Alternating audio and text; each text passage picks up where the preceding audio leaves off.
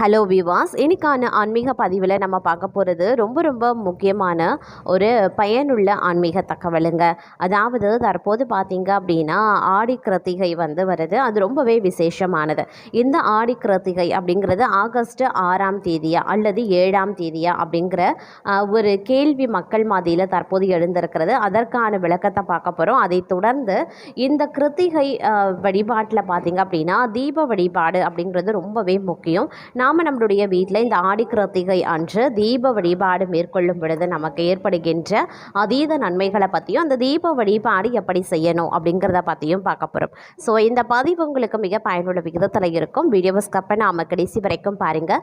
வீடியோக்குள்ளே போகிறதுக்கு முன்னாடி இது வரைக்கும் நீங்கள் நம்ம சேனலை சப்ஸ்கிரைப் பண்ணலை அப்படின்னா உடனே சப்ஸ்கிரைப் பண்ணிக்கோங்க. அப்படியே பக்கத்தில் இருக்கக்கூடிய நோட்டிஃபிகேஷனுக்கான பில் பட்டனையும் ப்ரெஸ் பண்ணிக்கோங்க. சரி நேர்களே, வாங்க வீடியோக்குள்ளே போகலாம். ஆடி மாதத்தில் வரக்கூடிய மிக முக்கியமான விரத நாட்களில் ஒன்று ஆடி கிருத்திகை. ஆடி மாதத்தில் வரக்கூடிய ஆடி வெள்ளி, ஆடி பெருக்கு போன்ற நாட்கள் எப்படி வேண்டிய வரங்களை அருளி வாழ்க்கையில் மாற்றத்தையும் ஏற்றத்தையும் தரக்கூடிய நாளாக இருக்கிறதோ அதே மாதிரி வாழ்க்கையில் உயர்ந்த நிலையை அடைய வேண்டும் அப்படிங்கிறவங்க, நினைத்த காரியம் நிறைவேற வேண்டும், வேண்டிய வரங்கள் கிடைக்க வேண்டும் அப்படிங்கிறவங்க ஆடி கிருத்திகை நாளில் முருகப்பெருமானை வேண்டி விரதம் இருந்து வழிபடலாம். ஆடி கிருத்திகை இந்த ஆண்டு எப்போது வருது, எந்த நாளில் எந்த முறையில் விரதம் இருக்கணும் அப்படிங்கிறத பார்க்கலாம். ஆடி மாதம் அம்மனுக்கு மட்டுமே உகந்தது அப்படின்னு பலரும் நினச்சிட்ருக்காங்க. ஆனால் ஆடி மாதம் அனைத்து தெய்வங்கள் வழிபாட்டிற்கும் ஏற்ற ஒன்று அப்படின்னே கூட சொல்லலாம். அது மட்டும் இல்லாமல்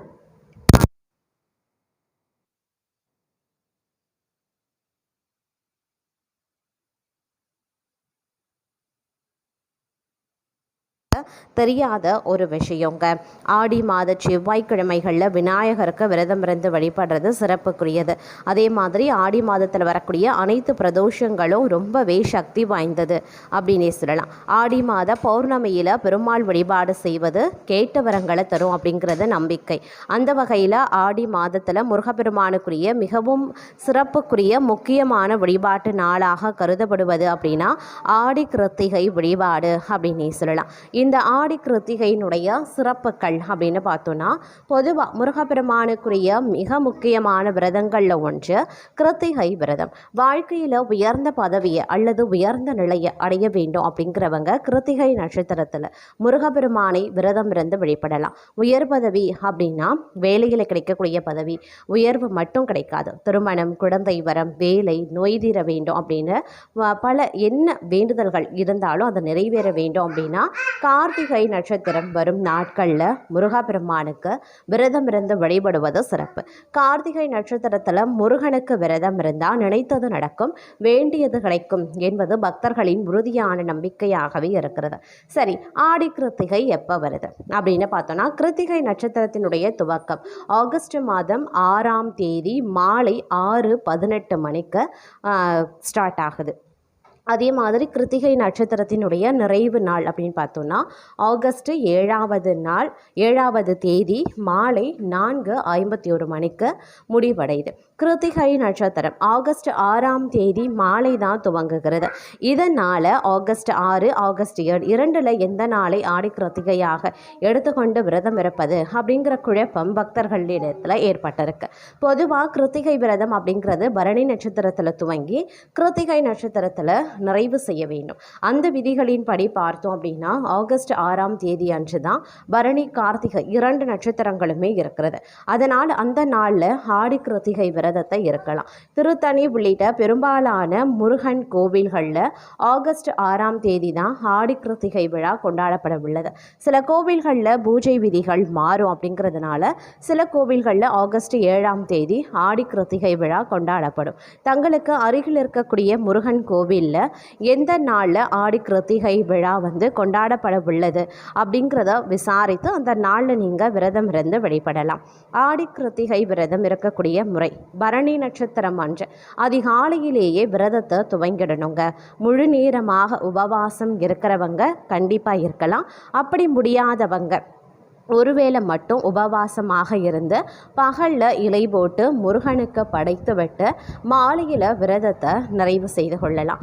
முடிந்தவர்கள் அருகில் இருக்கக்கூடிய முருகன் கோவிலுக்கு சென்று வழிபட்டு முருகனுக்கு நடைபெறக்கூடிய அபிஷேகத்திற்கு பால் வாங்கியும் கொடுக்கலாம். கோவிலில் கூட்டம் அதிகமாக இருக்கும், அங்கே செல்ல முடியாது அப்படிங்கிறவங்க வீட்டில் முருகப்பெருமான் விக்கிரகம் அப்படி இல்லைன்னா வேல் வைத்திருக்கீங்க அப்படின்னா அதற்கு பால் அபிஷேகம் செய்து வழிபடலாம். விக்கிரகமோ வேலோ இல்லாதவங்க முருகனுக்கு பால், தேன், தினைமாவு ஆகியவற்றை நைவேத்தியமாக படைத்து நாம் வழிபடலாம். எதுவும் முடியாதவங்க வெற்றிலை பாக்கு, வாழைப்பழம் மட்டும் வைத்து தாராளமாக வழிபாட்டை மேற்கொள்ளலாம். என்ன மந்திரம் படிக்கணும் அப்படிங்கிற கேள்வி எழும். அதுக்கு பார்த்தீங்கன்னா வீட்டில் ஷட்கோண கோலமிடு, அதில் 6 அகல் விளக்குகளில் நெய் தீபம் ஏற்றி வழிபடலாம். காலை மாலை இரு வேளையிலையும் ஷட்கோண தீபம் ஏற்றுவது சிறப்பு.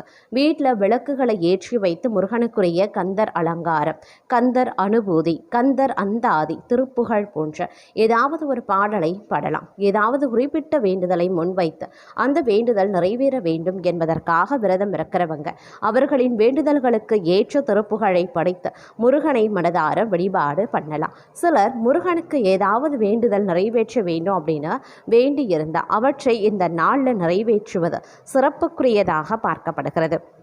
அதிலும் பார்த்திங்கன்னா இந்த ஆடி கிருத்திகை நாளில் அப்படிங்கிறது தீப வழிபாடு அப்படிங்கிறது ரொம்பவே விசேஷத்திற்குரியது. ஏன்னா முருகப்பெருமான் 6 கிருத்திகை பெண்களால் வளர்க்கப்பட்டவர் அப்படிங்கிறதுனால அவங்க 6 பேரையும் நினைவு கூறக்கூடிய விதமாக பார்த்திங்க அப்படின்னா 6 அகல் விளக்குகள் தீபம் ஏற்றி பார்க்கும் பொழுது நாம் வழிபாடு செய்யும் பொழுது அதனுடைய பலன் நமக்கு முழுமையாக கிடைக்கும் அப்படிங்கிறது ஐதீகம். இது காலங்காலமாக நம்மளுடைய முன்னோர்களால் வழிபட்டு வரக்கூடிய புராணங்களில் சொல்லப்பட்டிருக்கக்கூடிய சாஸ்திரங்களில் குறிப்பிடப்பட்டிருக்கக்கூடிய ஒரு வழிபாட்டு முறை. அதனால் கிருத்திகை விரதம் இருக்கிறவங்க வெறும் விரதத்தை மட்டும் மேற்கொள்ளாமல் வேண்டுதல்களை மட்டும் நாம் வைத்து கொள்ளாமல் 6 தீபங்களையும் ஏற்றி வழிபாடு செய்கிறது முருகனுடைய பரிபூரண அருளை நமக்கு நேரடியாக பெற்று தரக்கூடிய வகையில் அமைய பெற்றிருக்கிறது. முருகனினுடைய அருளும் அவருடைய ஆசையும் நமக்கு கிடைப்பதன் மூலமாக நமக்கு